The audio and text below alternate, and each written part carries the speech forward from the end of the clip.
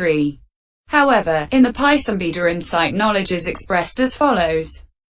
Opening parenthesis. I. It is expressed firstly as the void liberation by its liberating from misinterpreting formations. Knowledge of contemplation of impermanence is the void liberation since it liberates from interpreting them as permanent. Knowledge of contemplation of pain is the void liberation since it liberates from interpreting them as pleasant. Knowledge of contemplation of not-self is the void liberation since it liberates from interpreting them as self. Paþis 267. Opening parenthesis. E. Then it is expressed as the signless liberation by liberating from signs. Knowledge of contemplation of impermanence is the signless liberation since it liberates from the sign of formations as permanent. Knowledge of contemplation of pain is the signless liberation since it liberates from the sign of formations as pleasant.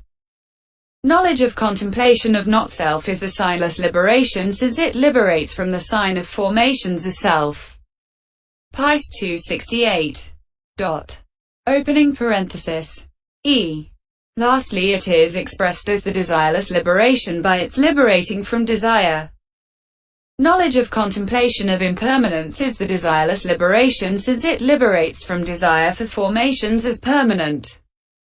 Knowledge of contemplation of pain is a desireless liberation since it liberates from the desire for them as pleasant. Knowledge of contemplation of not-self is the desireless liberation since it liberates from the desire for them as self. Paþis 268.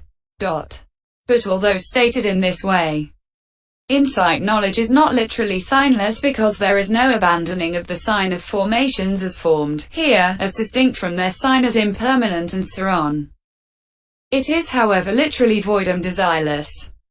And it is at the moment of the noble path that the liberation is distinguished, and that is done according to insight knowledge's way of arrival at the path. That it should be understood is why only two liberations are stated in the Abhidhamma, namely, the desireless and the void.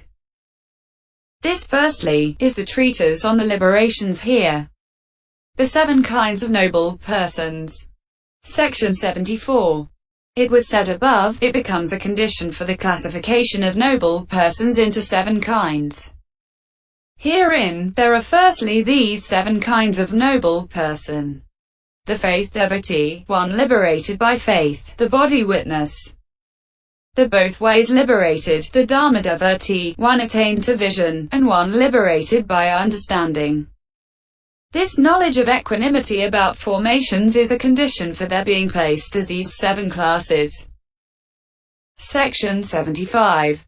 When a man brings formations to mind as impermanent and, having great resolution, acquires the faith faculty, he becomes a faith devotee at the moment of the stream entry path.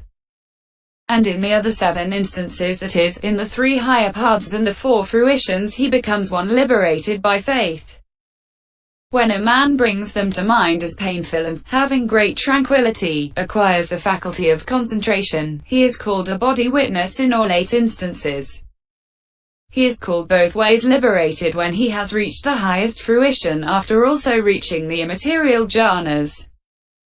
When a man brings them to mind as not self and, having great wisdom, acquires the faculty of understanding, he becomes a Dharma devotee at the moment of the stream entry path. In the next 6 instances he becomes one attained to vision. And in the case of the highest fruition, he becomes one liberated by understanding. Section 76. This is said. When he brings formations to mind as impermanent, the faith faculty is in excess in him. With the faith faculty in excess he acquires the stream entry path. Hence he is called a faith devotee. Paþis 253. Likewise, when he brings formations to mind as impermanent, the faith faculty is in excess in him. With the faith faculty in excess, the fruition of stream entry is realized. Hence he is called one liberated by faith. Paþis 253. Section 77. It is said further. At the moment of the first path, he has been liberated by having faith. Sadahanto vimuto. Thus he is one liberated by faith. He has realized Nibbana by experiencing, thus he is a body witness. He has attained Nibbana by vision, thus he is one attained to vision. At the moments of the three remaining paths, he is liberated by faith. Sadahanto vimukhati. Thus he is one liberated by faith. He first experiences the experience of jhana and afterwards realizes cessation, nibbana, thus he is a body witness. It is known, seen, recognized, realized, and experienced with understanding, that formations are painful and cessation is bliss, thus he is one attained to vision. Paþis 252. Section 78. As to the remaining four, however, the word meaning should be understood thus. He follows. Anusarati. Faith, thus he is a faith devotee. Sadnasari. Semicolon. Or he follows, he goes by means of faith, thus he is a faith devotee. Likewise, he follows the Dharma called understanding, or he follows by means of the Dharma, thus he is a Dharma devotee. He is liberated in both ways by a material jhana and the noble path, thus he is both ways liberated. Understanding, he is liberated, thus he is one liberated by understanding. The last three knowledges are one. Section 79. This knowledge of equanimity about formations is the same in meaning as the two kinds that precede it. Hence the ancients said, this knowledge of equanimity about formations is one only and has three names. At the outset it has the name of knowledge of desire for deliverance. In the middle it has the name knowledge of reflection. At the end, when it has reached its culmination, it is called knowledge of equanimity about formations. Section 80. How is it that understanding of desire for deliverance, of reflection, and of composure is knowledge of the kinds of equanimity about formations? Understanding of desire for deliverance, of reflection, and composure occupied with arising is knowledge of equanimity about formations. Understanding of desire for deliverance, of reflection, and of composure occupied with occurrence, the sign, etc. See section 37. With despair is knowledge of equanimity about formations. Paþis 60f. Closing parenthesis. Section 81. Herein, the compound Munsita Kamyata Paisa Santihana, consisting in desire for deliverance, in reflection, and in composure, should be resolved into Munsita Kamyata Casa Paisa Ca Santihana Ca. So in the first stage it is desire to give up, the desire to be delivered from arising, etc. In one who has become dispassionate by knowledge of dispassionate is desire for deliverance. It is reflection in the middle stage for the purpose of finding a means to deliverance, that is reflection. It is equanimous on looking in the end stage on being delivered, that is composure. It is said with reference to this, arising is formations. He looks with equanimity on those formations. Thus it is equanimity about formations. Paþis 61. And so on. So this is only one kind of knowledge. Section 82. Furthermore, it may be understood that this is so from the following text.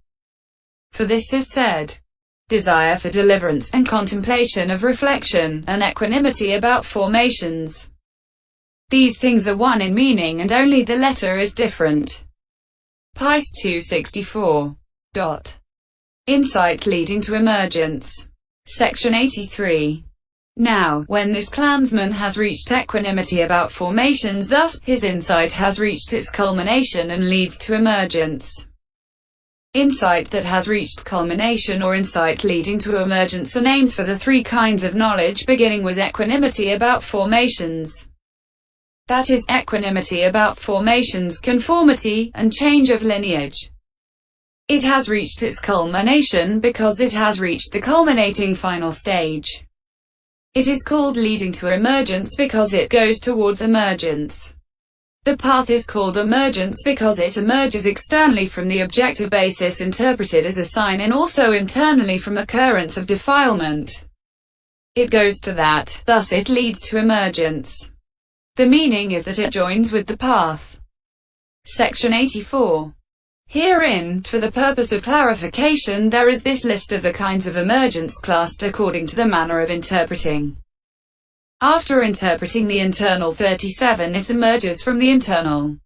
After interpreting the internal, it emerges from the external. After interpreting the external, it emerges from the external. After interpreting the external, it emerges from the internal. After interpreting the material, it emerges from the material. After interpreting the material, it emerges from the immaterial. After interpreting the immaterial, it emerges from the immaterial. After interpreting the immaterial, it emerges from the material. It emerges at one stroke from the five aggregates. After interpreting as impermanent, it emerges from the impermanent. After interpreting as impermanent, it emerges from the painful. After interpreting as impermanent, it emerges from the not-self. After interpreting as painful, it emerges from the painful. After interpreting as painful, it emerges from the impermanent. After interpreting as painful, it emerges from the not-self. After interpreting as not-self, it emerges from the not-self. After interpreting as not-self, it emerges from the impermanent. After interpreting as not-self, it emerges from the painful. How? Section 85. Here someone does his interpreting at the start with his own internal formations. After interpreting them, he sees them. But emergence of the path does not come about through seeing the bare internal only, since the external must be seen too. So he sees that another aggregates, as well as unclung to formations and animate things, are impermanent, painful, not self. At one time he comprehends the internal and at another time the external.